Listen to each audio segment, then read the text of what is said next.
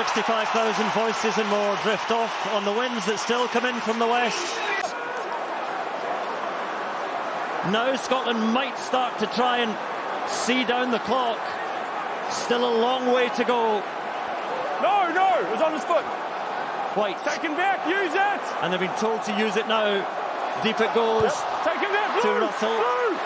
So England will have possession and they will have a chance. Max Malins. Little hitch kick. And into Tackle. Nell and Matt Fagerson. But England with the ball. And still with hope here, England. A try to win it. Malins rolling on. Not seen by the referee or the assistant. England getting closer though. Gilchrist trying to get hands on it. Youngs shovels it back to Stewart. A wrestle with Schumann. And Pierre Schumann steals it. But then Itoje does well. And a knock on by Scotland. Scrum to England in the final minutes. Let's do man of the match. A tough time to do it, but why not? Yeah, well, it's such an impressive game, hasn't it, in terms of the swing back and forward and the momentum. Finn Russell's been excellent. Marcus Smith has scored so many points, done really well. But for me, the Guinness player of the match comes up front. It's that man, Matt Fagerson. He's got the cold face. So many tackles, so many carries. He's been the heartbeat of this mainly defensive effort from Scotland this afternoon. England have one chance here. Above all, they must get themselves into a situation where at the very least they have a drop goal attempt that they can pop before the final whistle goes, at the very least. They hope for a draw, they dream of a win. Jack Nowell is ready to come on and the clock is red. This may not be his longest game. And this is the final play of the game, so Jack Nowell just turns round and hands on hips. Goes to sit down again. England, do they get a penalty from the scrum? Scotland standing firm at the moment. Decision by the referee. Scrum again. Well, let me tell you that I'm sure you'll agree with this, Nigel. Ben O'Keefe's not going to give a penalty here unless he's absolutely sure. It's a good contest, that one. Well, I'd like to think it'll be the case all game there, Brian. But yeah, no, definitely. Unless he's 100% sure, you're not going to hear the referee give a penalty. But importantly for people to know here, the scrum must complete. So that means the ball has to come out of the scrum, or otherwise it's going to be re-scrummage, even though the clock has gone red. Jack Nowell is on.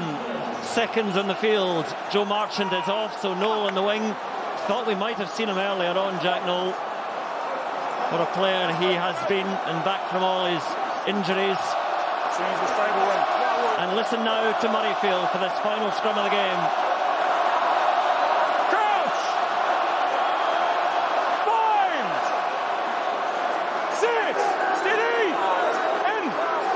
Referee keeping a keen eye on things, wheels around a little bit. England just get the put in again. England crying for the penalty.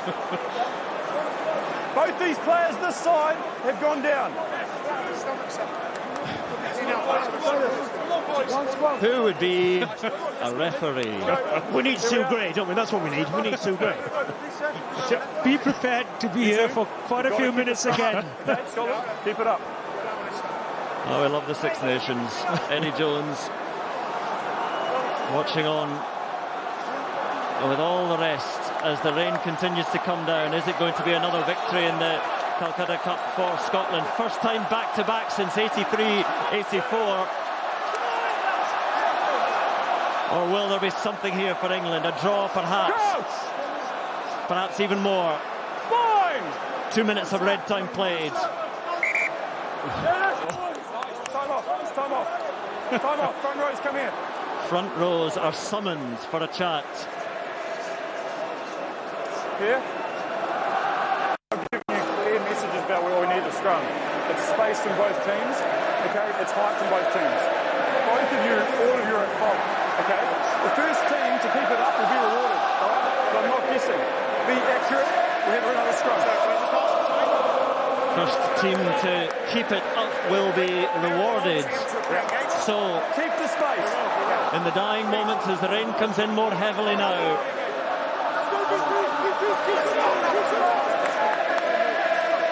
This is the moment to win or lose this game. or perhaps make it a 20th draw between these two sides in the long history.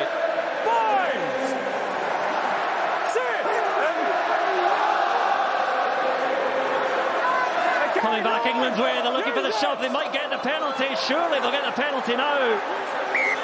Well, at any other time of the game, that would be a penalty. Absolutely.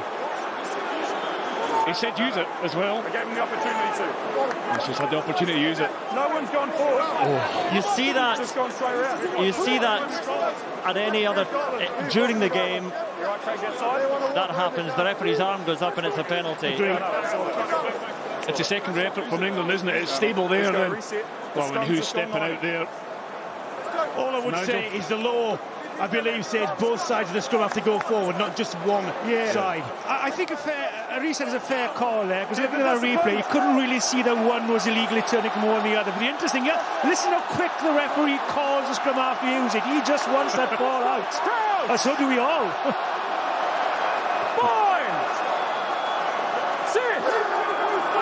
I think England feel they have the edge in this scrum and they'll go again. Scotland have to stand firm.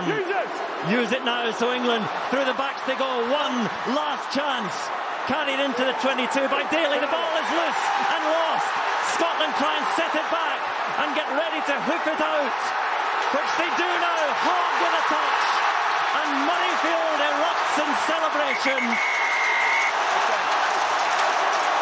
The referee's whistle sounds. And Scotland celebrates in the Calcutta Cup again.